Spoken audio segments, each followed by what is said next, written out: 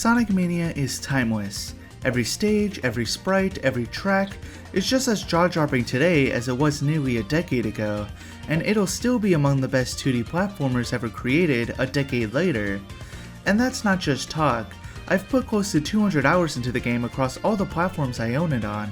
That's in the same ballpark as Super Smash Bros., Super Mario Maker, Persona 5, massive AAA games explicitly designed to hook people like me for hundreds of hours. And no other Sonic title, be it the classics that sparked my interest in tinkering with games and gaming hardware, or the modern entries that inspired hours of analytical content on this channel, has gotten half that amount of playtime out of me. So what's the secret sauce that's kept me hooked on this retro comeback for all these years? No, getting warmer. Yeah, that. As a child, I had my fair share of shitty quote-unquote gaming laptops that couldn't run anything, which was a great incentive to constantly replay Sonic Mania, whether I was grinding the base game to unlock achievements and find secrets, checking out the modding scene, or interfacing with the heart of this retro comeback, the Retro Engine, RSDK for short. First appearing 2 years before I was born in a demo for a fan game titled Sonic Retro, the developer of RSDK, Christian Whitehead, would go on to develop Sonic CD 2011, Sonic the Hedgehog 2013, and Sonic the Hedgehog 2 2013. If you've ever played any of the fan decompilation projects made for these games, such as Sonic Forever, Sonic 2 Absolute, or wait, what the fuck is this?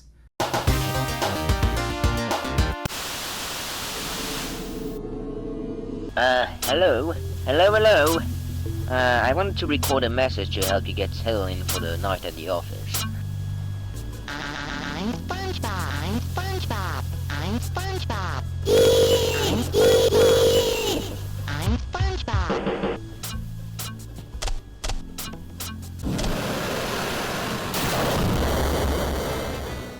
Okay, I know my videos have lengthy intros, but this time it's genuinely not even my fault.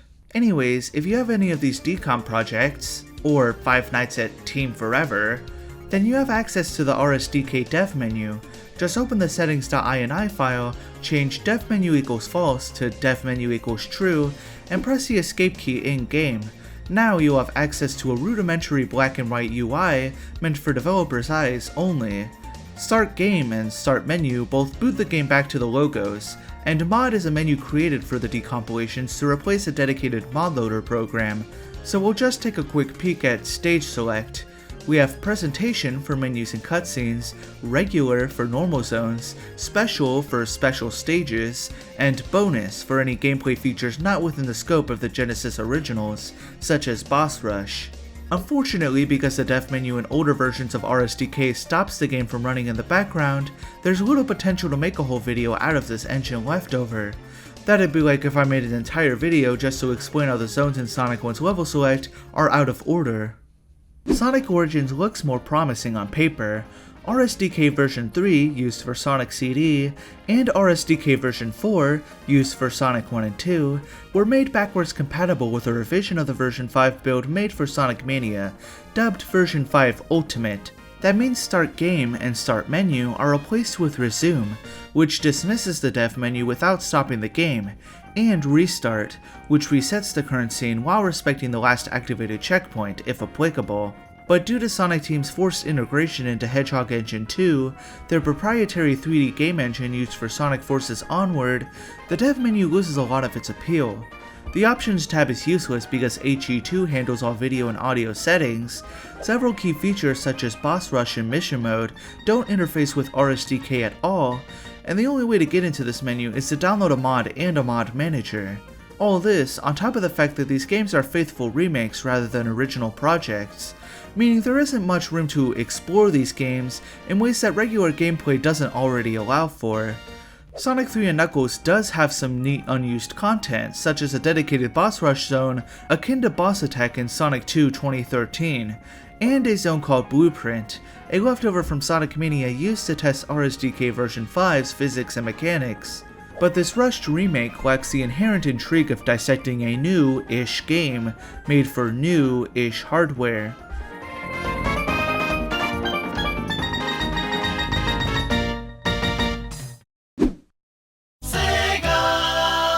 Enter the Sonic Mania developer menu, which miraculously has never been removed or obscured in any of its patches or ports to PC platforms outside of Steam, and enabling it couldn't be simpler. Just open Settings.ini and add a line under language equals 0 that says dev menu equals Y.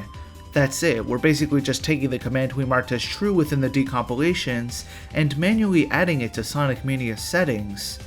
Throughout this video, we're going to take advantage of the game's dev menu to discover secrets, oddities, and even an undocumented developer functionality. Let's start by going over the dev menu's primary functions. As I described earlier, pressing the escape key pauses the game to display the dev menu. Selecting resume or pressing the escape key again dismisses the menu and resumes the game. The former disables the currently playing background music for whatever reason, and the latter doesn't.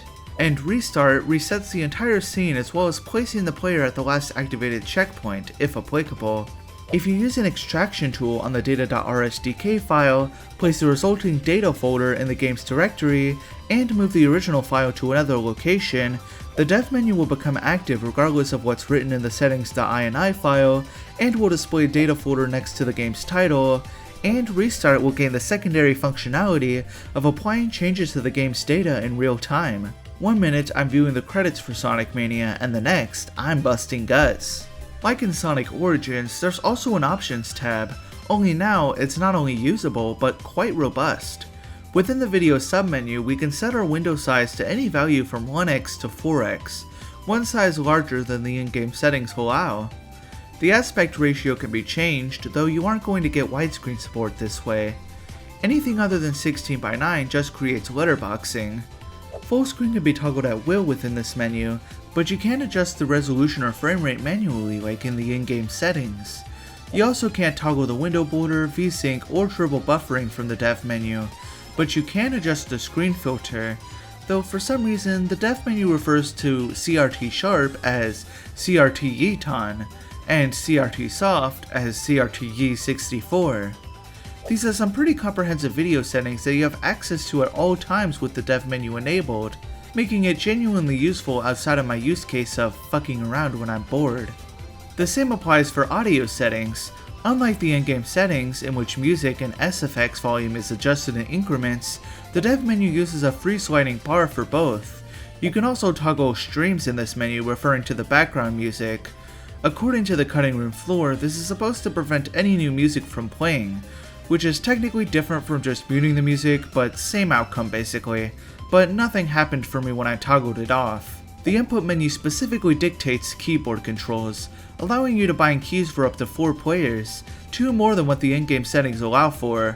The input menu also doesn't care if 2 or more players share the same key bindings.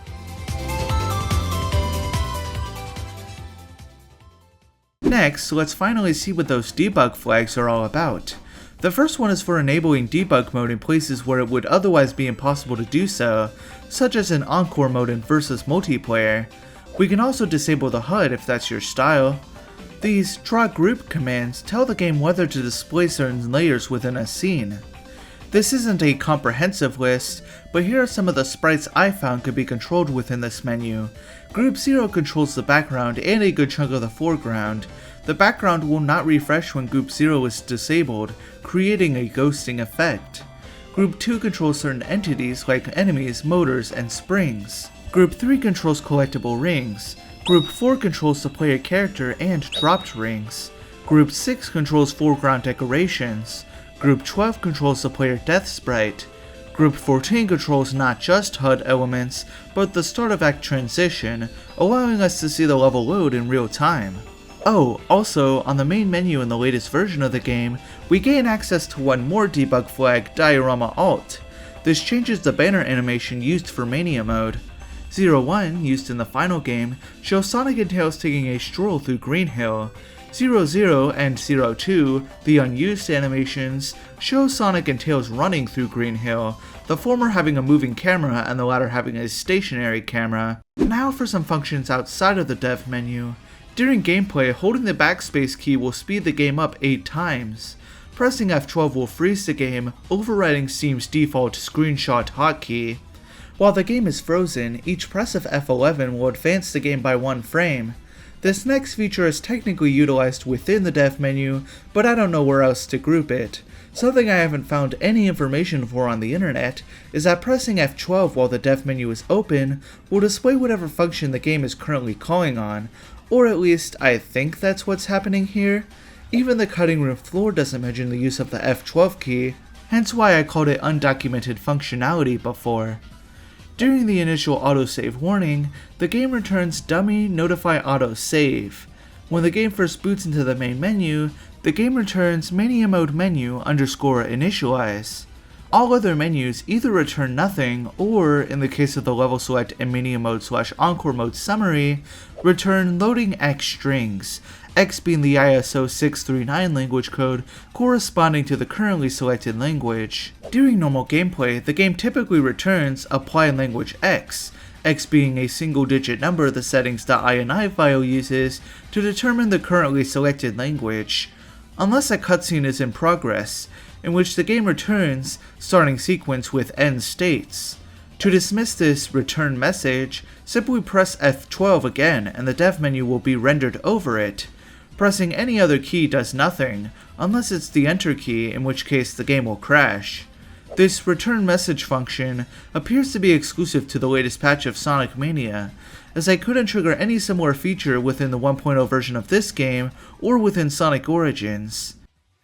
Next, let's take a look at this game's stage select.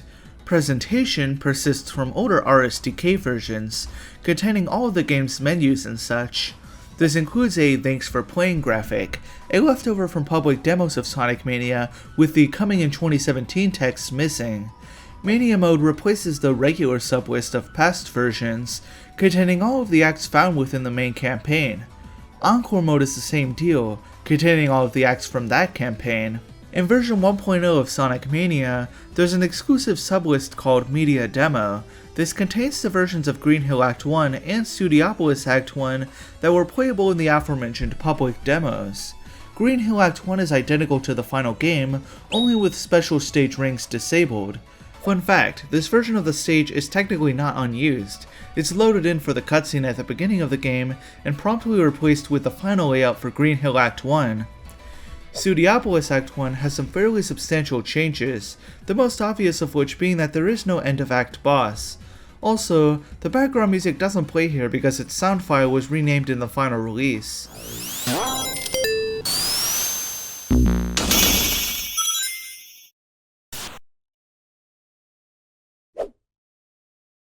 There are two other differences with version 1.0. Firstly, anything pertaining to the Encore DLC is obviously not present, and secondly, there are no debug flags. Special Stage includes all 14 special stages, 7 for Mania mode, 7 for Encore mode. Blue Spheres contains all 32 bonus stages, as well as 2 additional options. Random 1 shuffles through original mode stages, and Random 2 shuffles through Mania mode stages. Extras acts as this game's bonus sublist, containing the Puyo Puyo minigame and 2 versions of the DA player, one for if you own the Encore DLC, and one for if you don't. For whatever reason, the pinball stage added to Encore mode to replace Blue Spheres has its own dedicated sublist, rather than being considered an extra. Cutscenes contains all in-engine cutscenes, whereas Videos contains all animated cutscenes, as well as the true ending artwork used for a Knuckles and Knuckles playthrough. If you try to use dev mode during an animated cutscene, the screen will become corrupted, and if you try to use it during the true ending, it won't appear at all.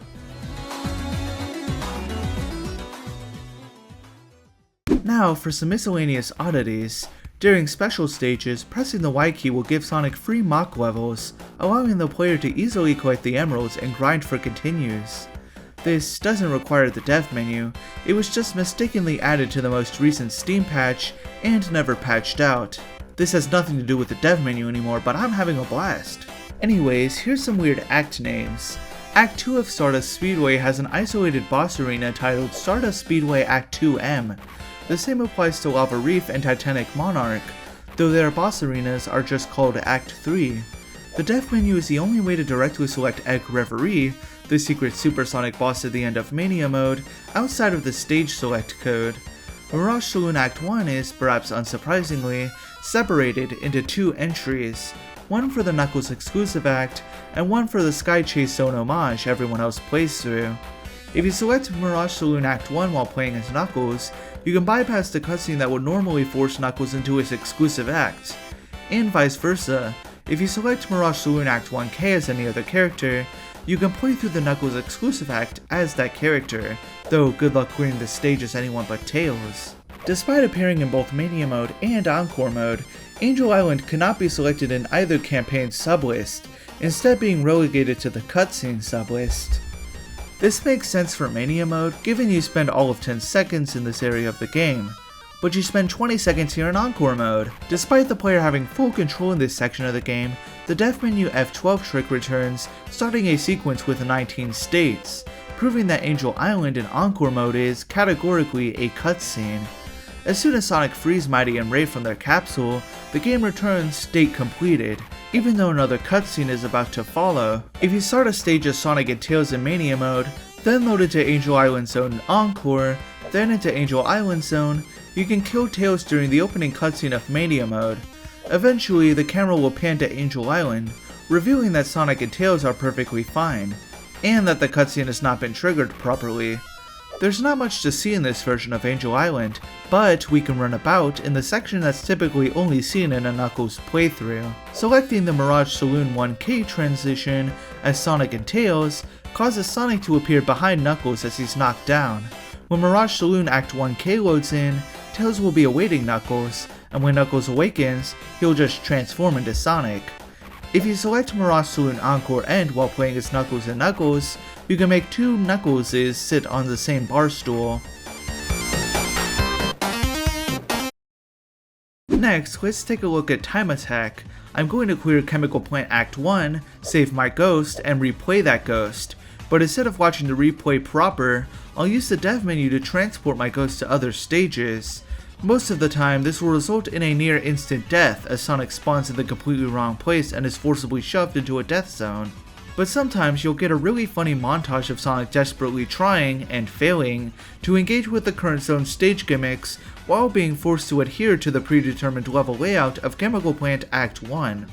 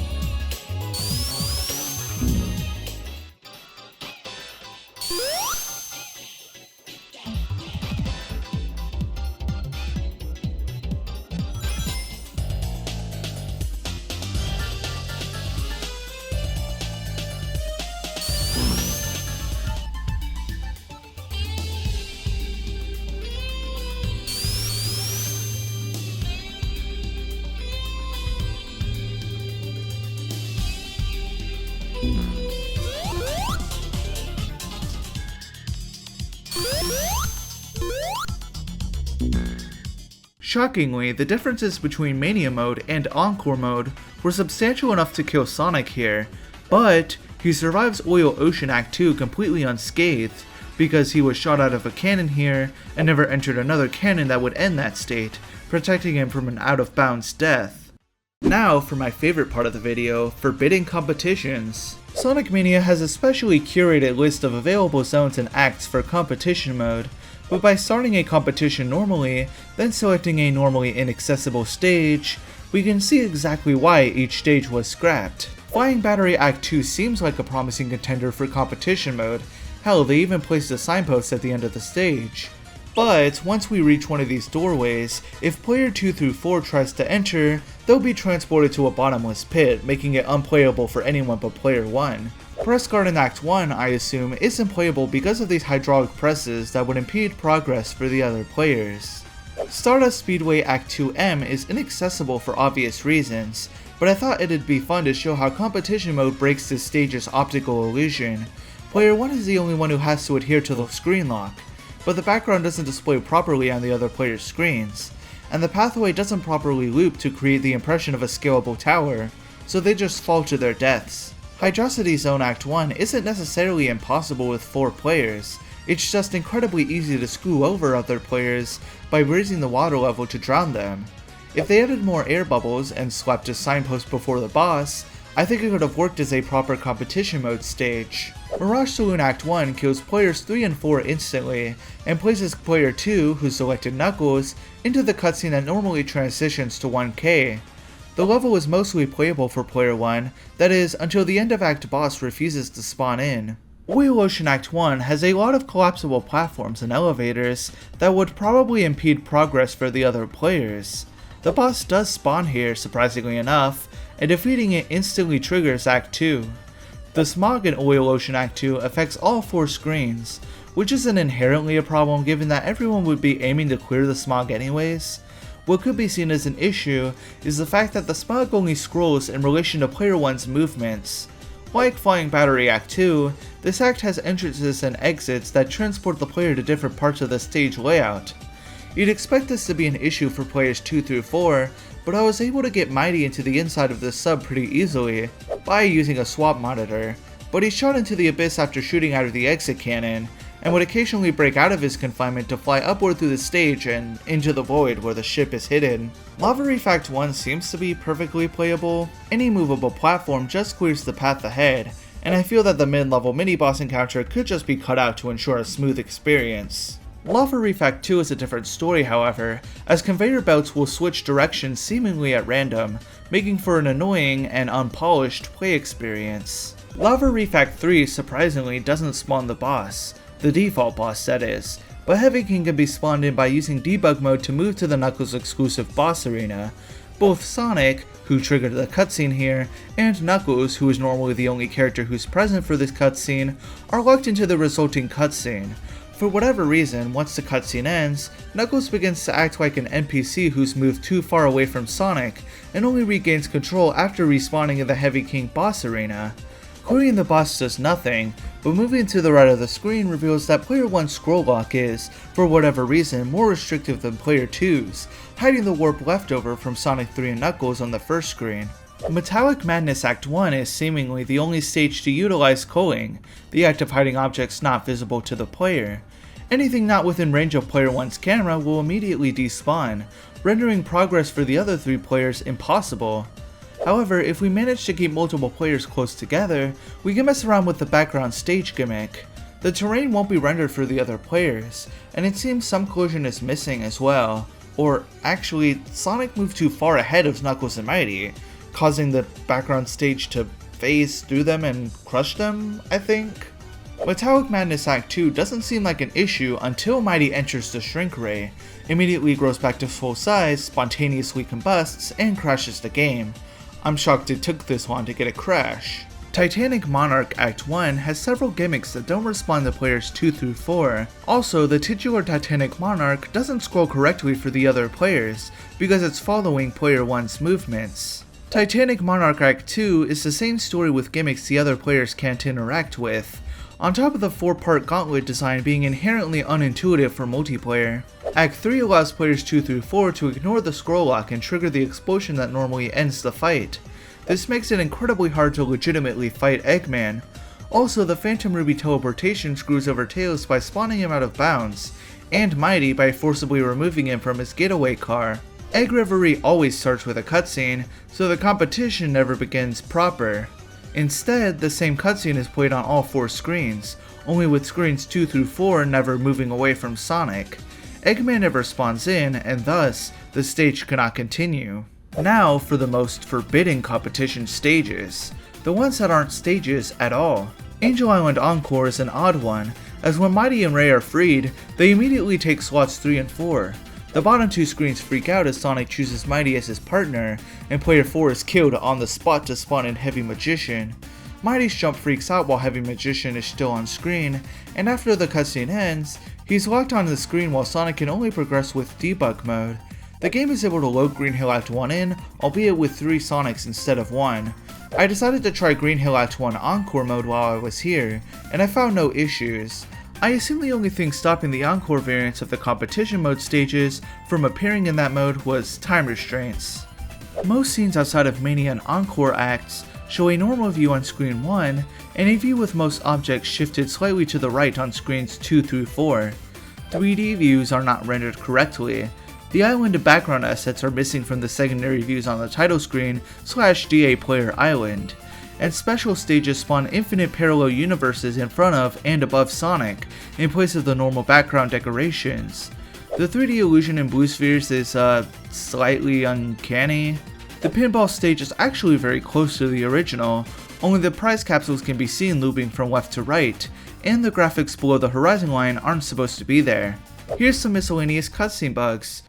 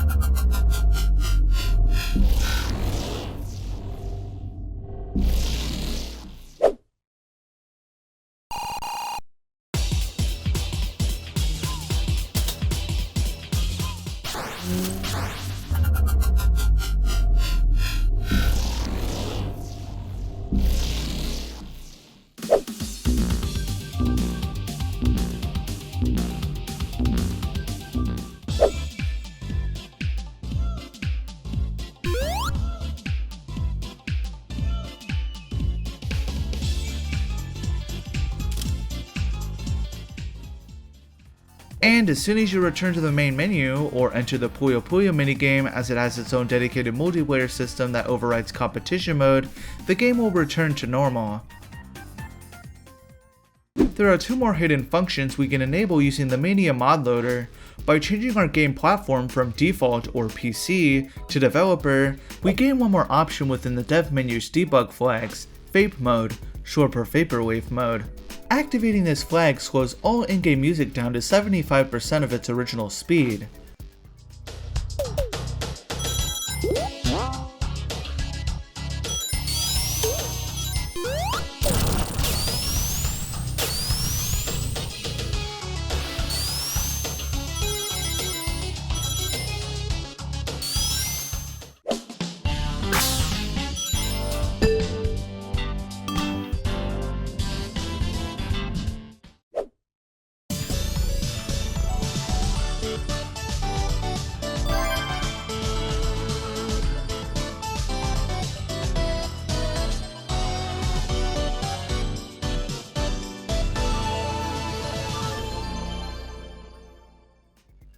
But, more interestingly, during normal gameplay, we can now press the Z key to force the current act, Mania or Encore, to swap to its opposite.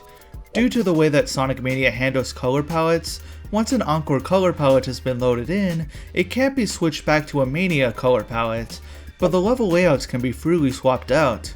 This works flawlessly for acts that have identically named entries in both the Mania and Encore sublists. But what about the exceptions?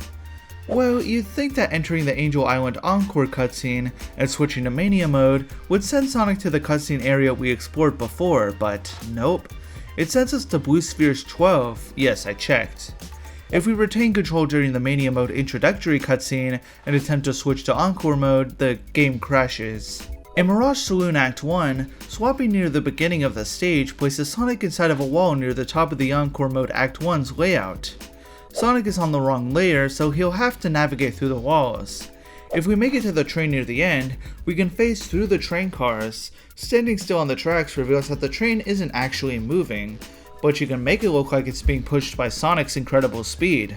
You can make it to the boss arena by running past the gun, which makes the area look like a giant patch of sand riding the railroad tracks at the speed of a locomotive. Unfortunately, there's no way we're clearing this boss with Sonic unable to stand on solid ground. In Mirage Saloon Act 1K, swapping to Encore mode kills Sonic instantly, giving control to Tails. If we attempt to swap again, we aren't sent back to the Knuckles Act 1, but rather placed above a bottomless pit in the default Act 1. Egg Reverie has no Encore mode variant, so swapping during this fight loads the first special stage, making for the most anticlimactic final boss of all time.